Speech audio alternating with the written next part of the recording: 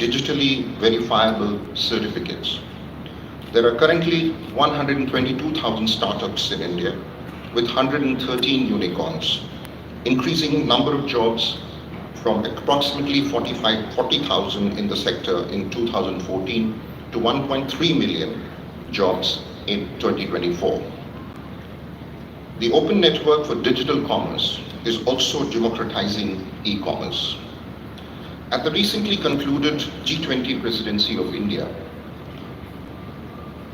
emerged the first ever global definition of DPI in the G20 New Delhi's Leaders' Declaration.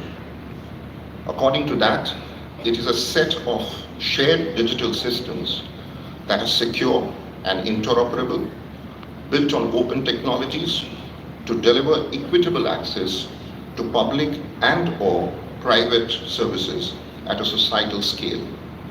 The Indian G20 presidency brought about a mind shift in a way and outlined the holistic development that can potentially be brought about by a good DPI.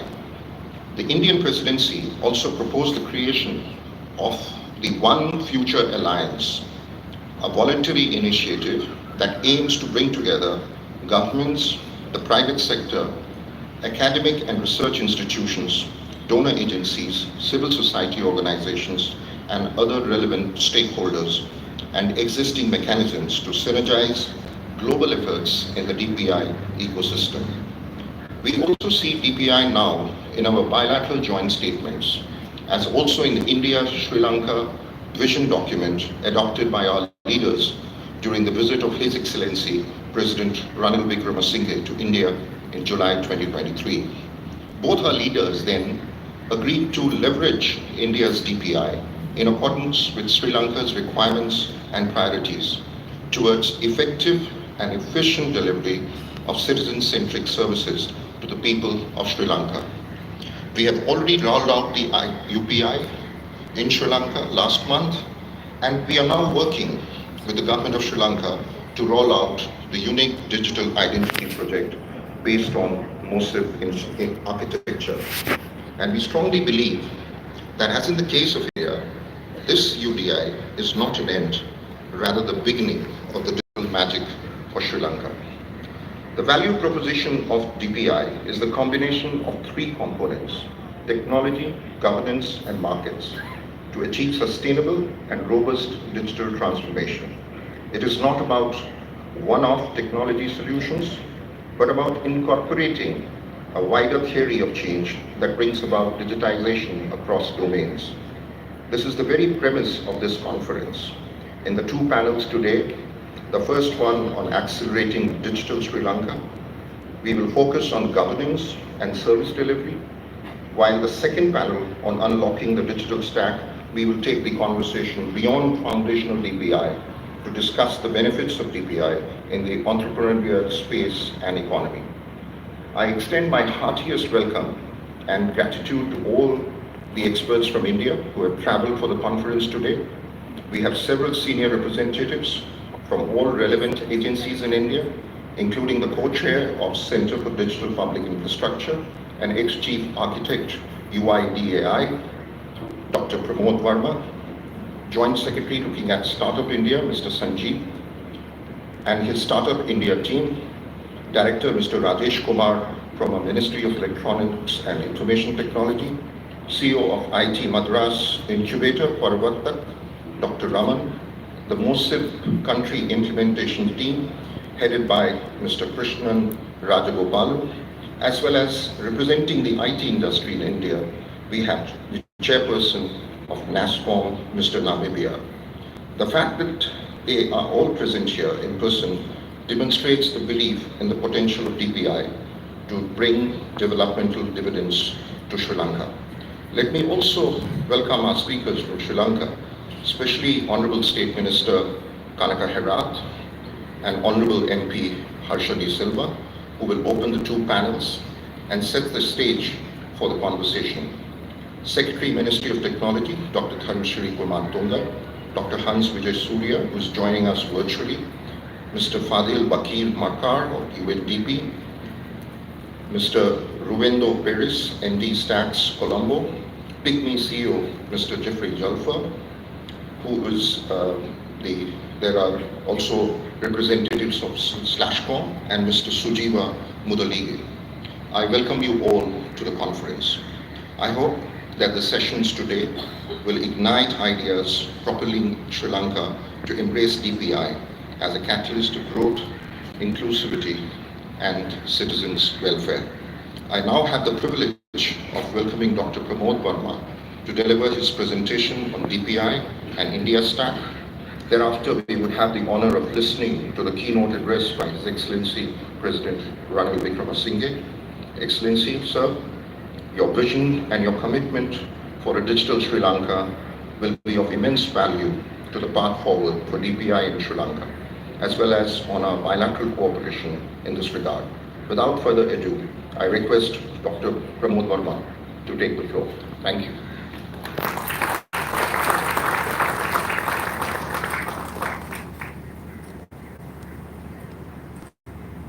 Is that on? Yeah. Can you put up the presentation?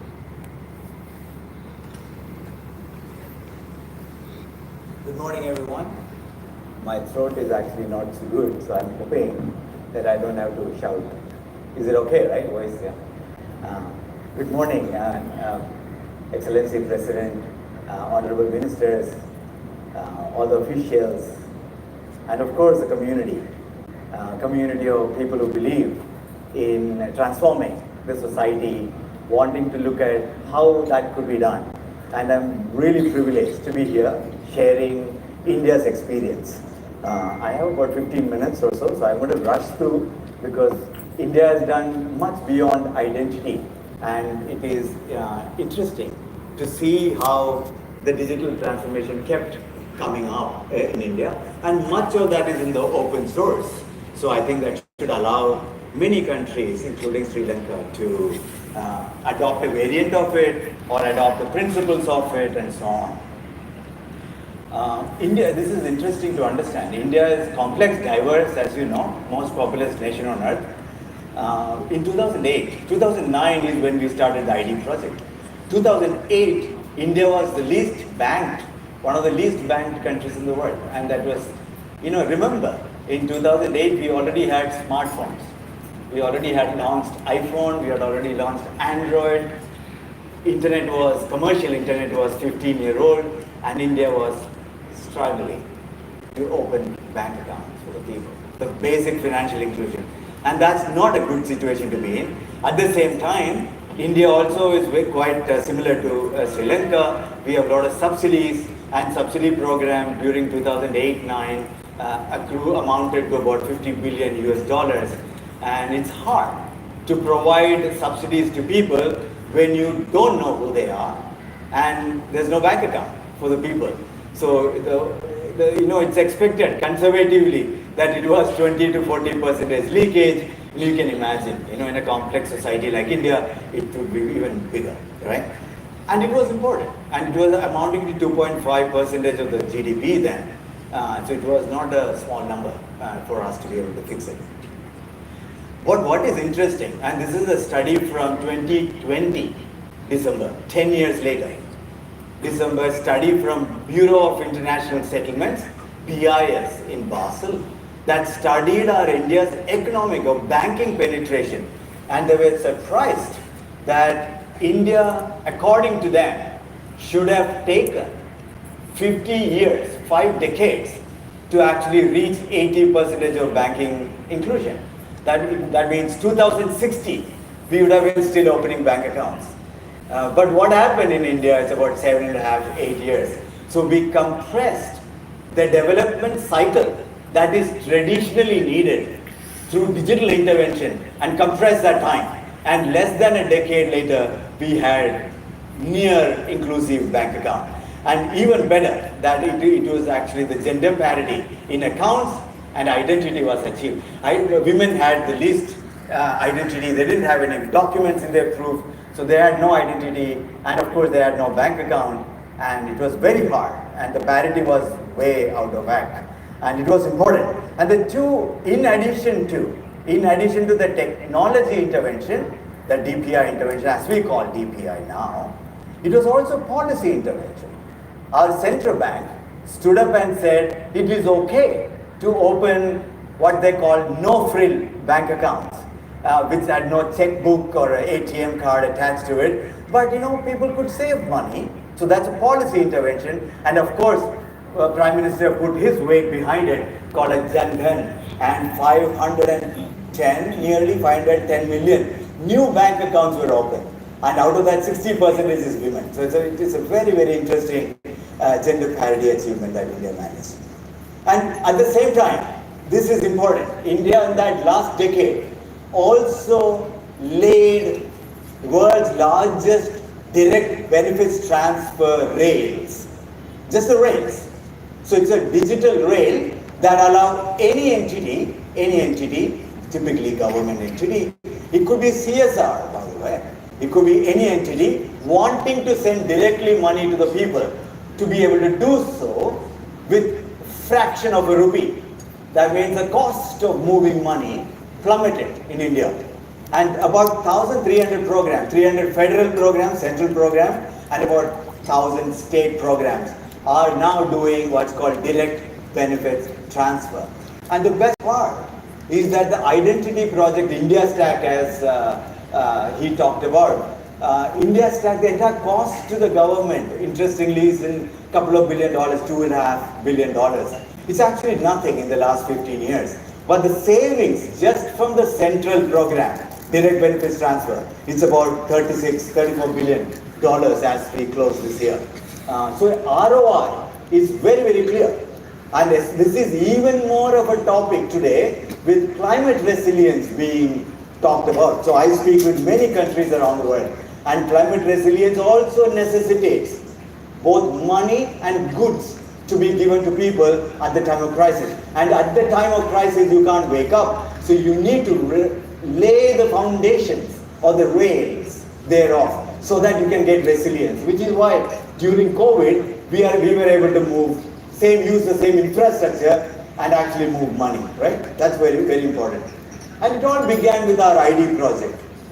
Although ID project, in the India Stack, all the pieces of the puzzle are not directly linked, by the way. They are not closely linked. It's a misnotion or misunderstanding that everything is built on Aadhaar. Actually, everything is not built on Aadhaar. They're all loosely coupled, as we call it, building blocks. But together, it achieves combinatorial possibility. And that's why it's interesting. Started with ID, and best part about ID was that it was kept as non-citizens. It was for all residents of India. So we did not mix citizenship into it. We did not use that as security apparatus. We rather use that as an empowerment apparatus. So it was kept under originally called Planning Commission. Now subsequently became an authority under the law. It's a Unique Identification Authority of India. And that's an interesting thing. Because if you want people to use it and trust it and derive benefits, you have to design for the people, not for the system, for the people. And it was also extremely minimalistic. It had 4 attributes, nothing more. Name, date of birth, gender, address, and 2 biometrics, and we were able to actually give. And the simplicity of that system, I believe as a chief architect, the simplicity of Aadhaar was the essence of its success. And simplicity and neutrality of it. It had no connotation. By the way, this is one of the world's first identity systems that had no entitlement at all attached to it. So, including my father would ask, why would I want to get this ID if it comes with nothing? No guarantees whatsoever. So that was the success. Success of Aadhaar, that it was a neutral, just an identity, just says who you claim to be. It can validate, right? And today, every day, it's about 70, 80 million authentication. Today, we already done 110 billion authentication, very widely used, right?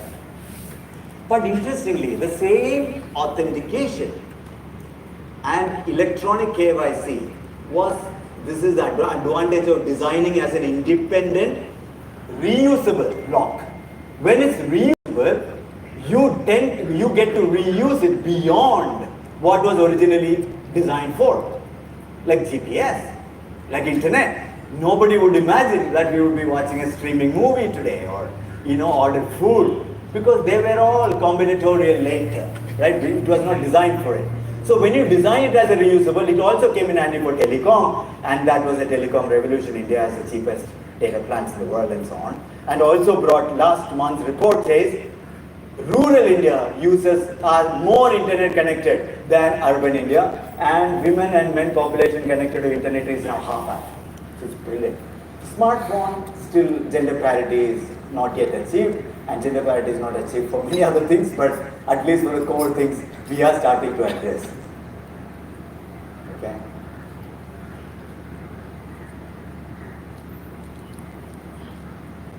Okay, sorry, yeah.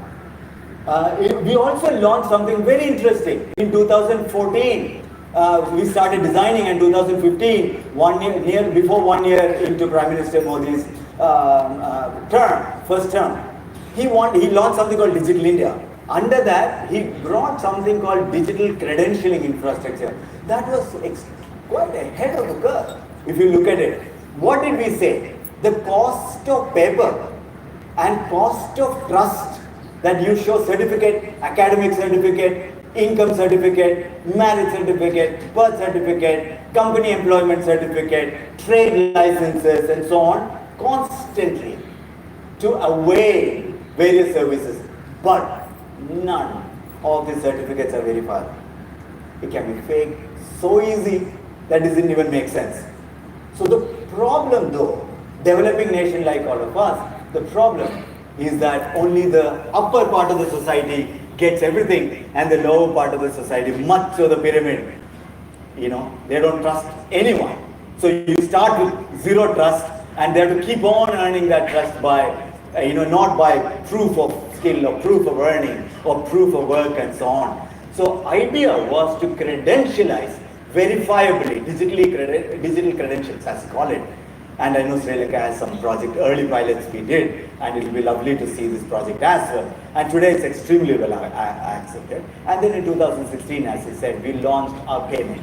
Think about it. We did identity, credential, and then payment. And payment, UPI, we did 12.5 billion transactions. It's about, very interestingly, UPI started in 2014 again. And it's about a 1.5 page document. I keep saying this, that so simplicity of UPI is again a success of UPI. And it's quite fast because credit cards were not available. 22 million credit cards India had. Very little. Point of sale machines were not there. So it was important that we do this. Very important to understand. UPI, people mistake a lot of places UPI being a smartphone app. UPI is not a smartphone app. UPI is a rail that moves instantly money from one stored value to another stored value at 1/700th of a cost, dollar cost. Very, very cheap. Near free, like bytes moving on the internet. But it's designed as inclusive. We have UPI on feature phone. We have UPI used by about 300 million transactions every month by people who do not have any phone at all. They use India Post and other business correspondents, use their fingerprint to transact. Interesting.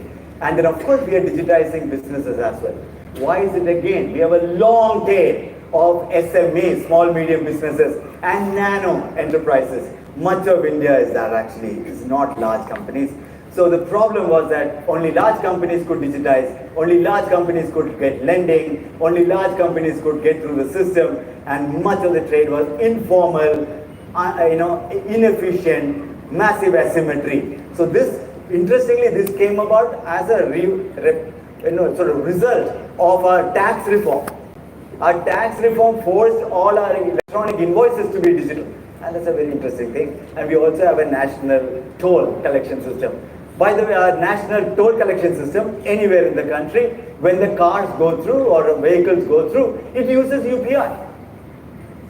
To charge money, move money from your car's wallet, to the gate, the merchant who is operating the gate. Very, very interestingly, same UPI was leveraged even for FASTag, as called FASTag in India. But the best part is that it is actually quite popular now because it creates significant efficiency in our logistics and saves money. And then we did data protection. Now data protection bill has come through. But in between 2016, we started that seminal work that said everyone must own their data. Because Nandan Nilekani, who is sort of the father of a lot of this digital initiative, thought leader, said Indians will be data rich before they are economically rich. And that statement was very powerful to imagine. We are going to leave a lot of digital footprints as individual and SMEs in the country and who don't have economic. Can we use that data? Can we use our data to create a virtuous cycle in our business or in our personal journeys and create opportunity for you? Hundreds of startups are programming, as we said, it's all programming APIs. DigiLocker is an API, UPI is an API, Aadhaar uses APIs, GST, our tax collection system uses API. All are APIs. Why is it useful? It's not about government. Government cannot solve.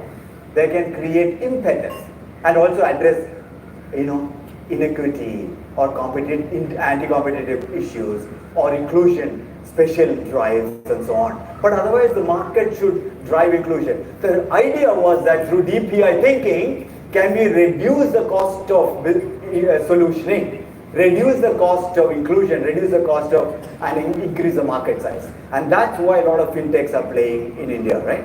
All of them. And that's why the first time in India, first time ever in India, we are able to do literally $2, $5 lending, which was unimaginable one time ago. Completely paperless, presence-less, including digital signature, near real time using my footprints, proving who I am and what I do, and underwriting. Fintechs until lenders are being underwriting this. This is a very, very powerful imagination. None of these were imagined up front. This is the power of infrastructure. When you build reusable building block, all kinds of new possibilities emerge.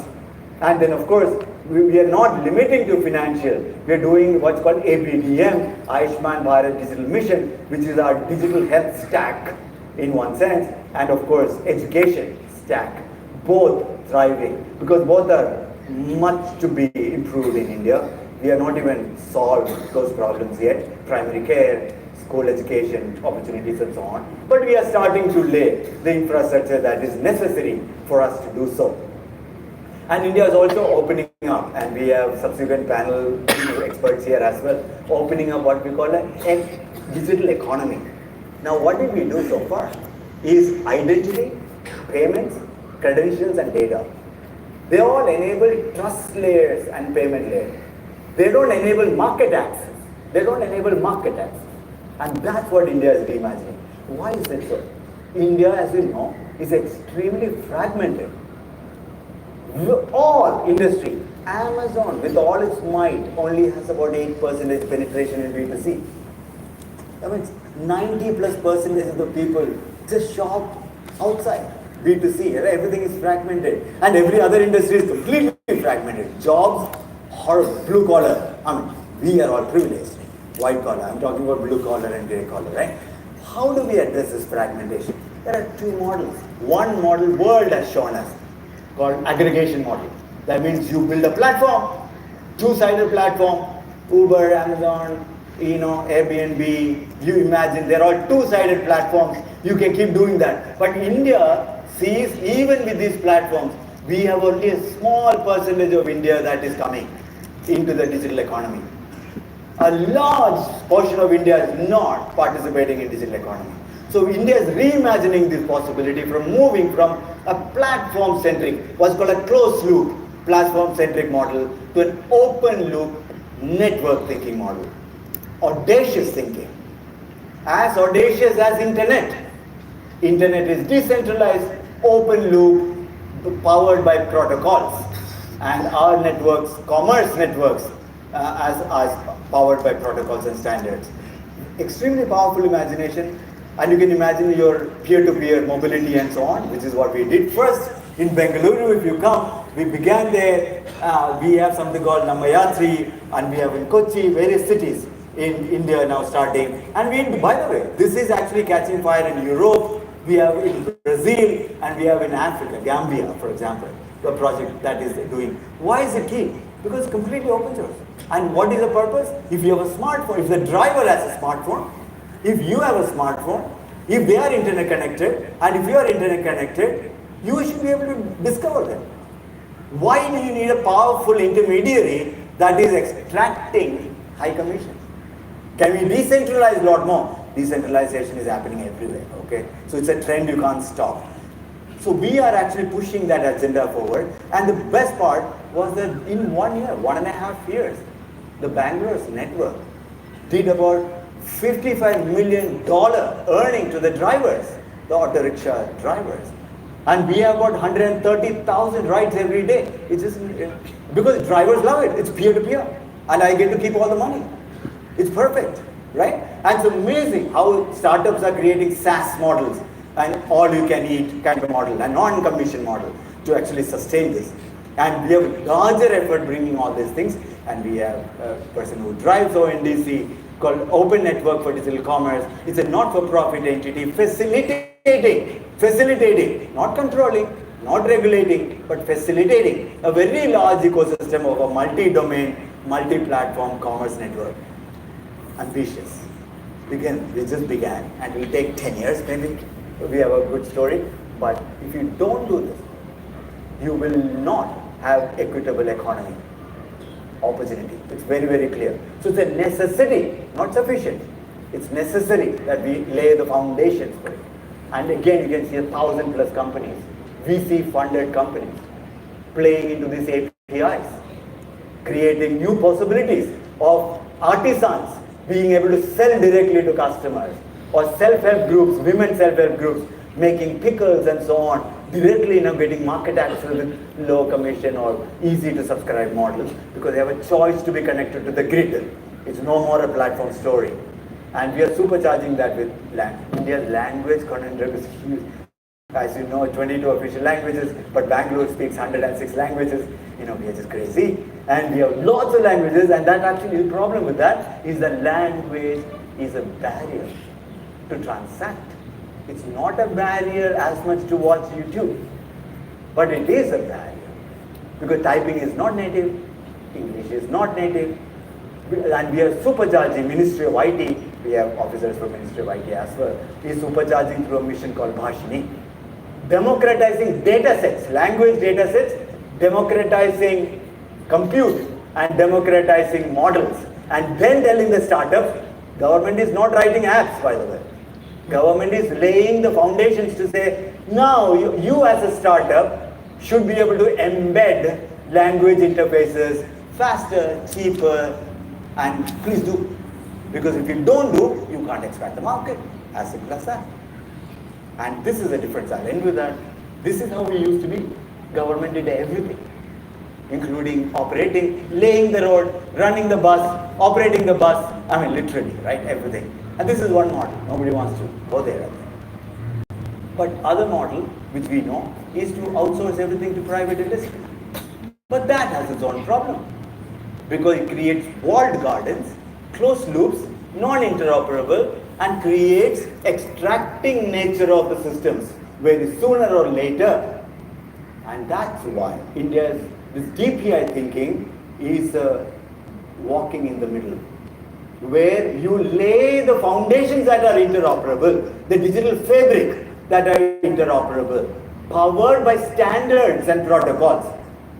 But don't try writing apps. Government is not writing apps. Market is encouraged on top of that to build diverse solutions that actually caters to 1 billion people.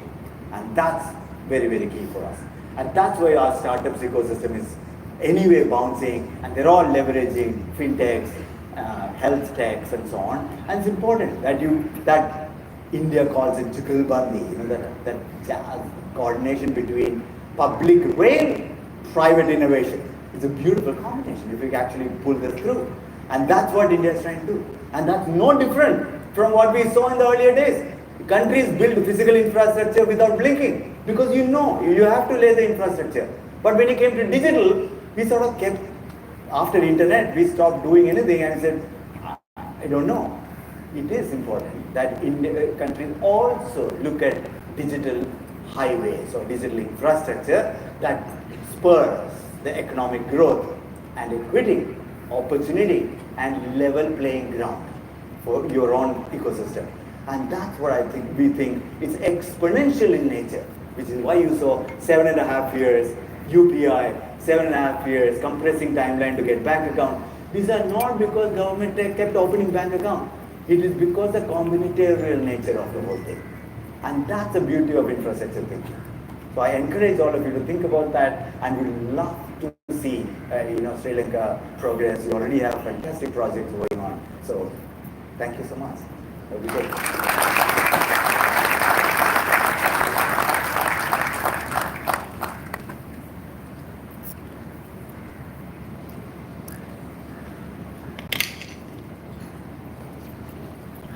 Thank you, Dr. Pramod Varma, for your insightful presentation.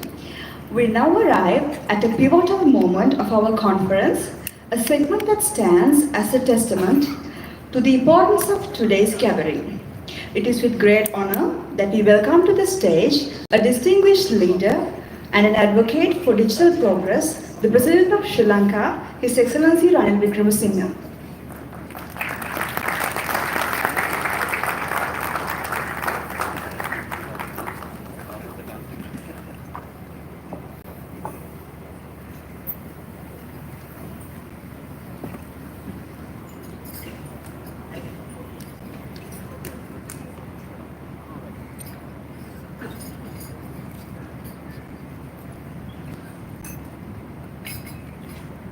Your Excellency, the High Commissioner, Honorable the Ministers, Honorable the Members of Parliament, distinguished guests and delegates. There is very little that I can add to after listening both to Santosh and to Dr. Varma. So I will only state here that you are holding this conference at a very apt moment, at a time when Sri Lanka government has decided the path beyond economic stabilization. I won't go into the details of what we have suffered or what took place, some of it in front of this hotel, but certainly we have now reached a stage where we can confidently claim to have stabilized the economy. We've come to those agreements with the IMF, and we are talking to the OCC, the Official Creditor Committee, to China, and to the private creditors. Where do we go from there? We have stabilized an economy which is import dependent. You can't go on forever with the import dependent economy. Therefore, we made our decision, and I want to present it to Parliament in the form of legislation. The economic transformation. To begin with, the economic transformation will be firstly to an export-oriented, highly competitive digital economy, to a green economy. Then we will set out the targets and the years of achievement and send it to Parliament. And certainly by early May you will have it before you in the Public Finance Committee. But since we have now decided what course we are taking, to have this discussion at the start of what should be a digital economy certainly is for us quite useful. Sri Lanka has had what I call a patchwork economy. You take pieces together and then sew it together. So now we are trying to move this out into what we should. And the whole issue, I won't discuss others, is one of digital, how do you go into a digital economy. So that we've left to my state minister, the secretary and others to work out parameters of this economy. How do we digitalize? So a discussion on the digital public infrastructure certainly is useful at this stage. Firstly, we are now discussing the new institutional framework for a digital economy. We've been having IT councils and computer and information technology. We've had others, but none of them really delivered the results. And it was a question of looking at micro projects and technical advances. So we are moving out of that. To build a digital economy, we are going into a digital transformation agency. The total transformation of digital economy, and together with that, the technical and the technological know-how that goes with it. So that is the first part. Within it, there's also going to be another center called the AI center, because digital transformation, after debate we decided that digital transformation must go hand in hand with artificial intelligence. They should not be separated. They should be an autonomous institution under the digital transformation agency. This year we have set aside ₹1 billion and the work is started. And I want to bring the legislation to Parliament by June this year, the latest, so that the agency can start functioning. So this is the legislative and the policy framework that the government is engaged. Sri Lanka has to become a very competitive economy. We are coming into a region which will be the growth region in the next few decades. A shift from Japan and China towards the Indian Ocean. And we have India, which will grow fast, and Sri Lanka next week. So what is the connectivity that we achieve, and what do we do in the field of the digital infrastructure? For Sri Lanka, this is essential for two reasons. One is an economy.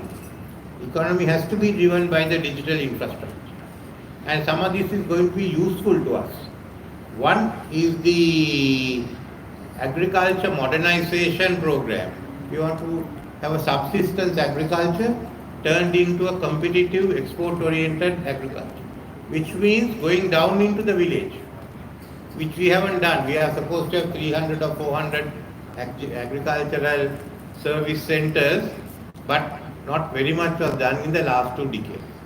So we use that infrastructure to build the agricultural modernization center where the public and the private institutions involved in it would function at the village level. So we are looking at about 300 microeconomies for agriculture. This is what we have today. There is no supply system, all that has broken down. So which means this digital infrastructure is going to be the key to bring in these 300 micro agriculture economies together. So this will be an important part, both in bringing together, in transferring knowledge, in accessing markets. This is one important area that I feel we can do as far as Sri Lanka is concerned in this field of agricultural modernization. Another is our aim of reducing multidimensional poverty. Our aim is that by about 2035, the latest, we should have multidimensional poverty. The number should not exceed 10%. No country has gone down to zero. The best of the countries operate about 7%. So how do we do it? Then certainly we need this framework.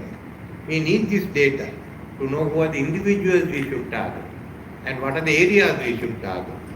It's a question of multidimensional. How does the education system perform? How does the health system perform at the grassroots? How are the basic incomes? So it's another important tool is the multidimensional poverty. The third is the education system. On one hand, we can be very proud of the fact that we have over nearly 10,000 schools in every area. But if you look at the performance, that is disturbing. The Honorable Minister for Education is now implementing the law. Firstly, the Constitution has created provincial boards of education. But below that, he wants to cluster the schools and have about 1,200 school boards. And those 1,200 school boards will also be backed by a new inspectorate. Here again, look at the potential that can be achieved. So these are some of the three items that we are working on. Fourthly, of course, is the tremendous potential in this field as an economic activity, as a business. So we want certainly to emphasize and expand in this field of the digital economy. How much can be done? How we link ourselves up? So we are I'm looking at the digital economy as a key player in our own economy. To back this up, we need the education system, both in the schools and in the higher education. One of the decisions is to introduce AI to the schools in the next 5 years, so that we could cover it thereafter within 5 to 8 years we could have AI in every school, getting to the universities, and ensure that AI is taught in every university, and there are some technological subjects itself in the universities.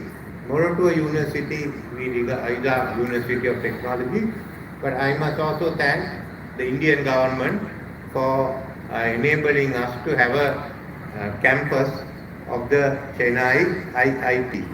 In addition to it, the government is also planning to start 3 universities, of which 2 will have emphasis on technology and 1 will be a University of Technology.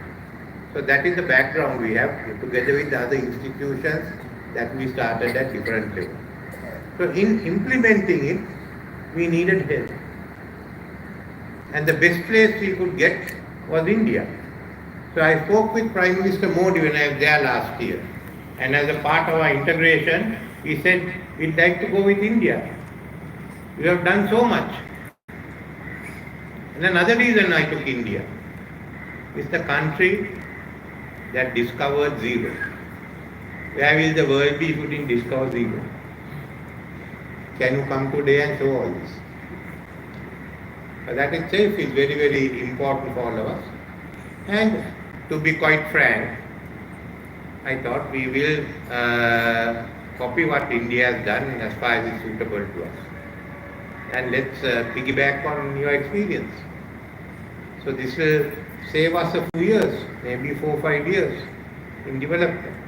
This is why all these items were included in the vision statement, together with the other projects of integration.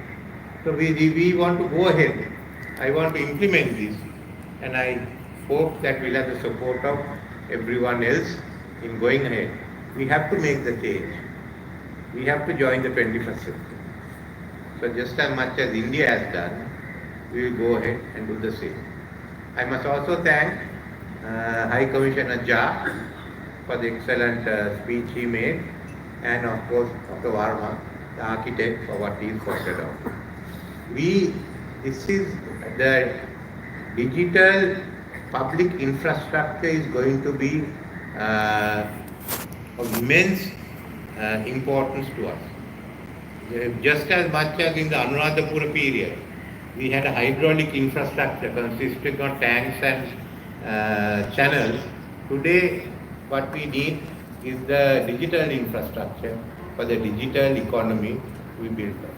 And I hope the discussions here will make a fairly large contribution to the plans and programs we have. Thank you.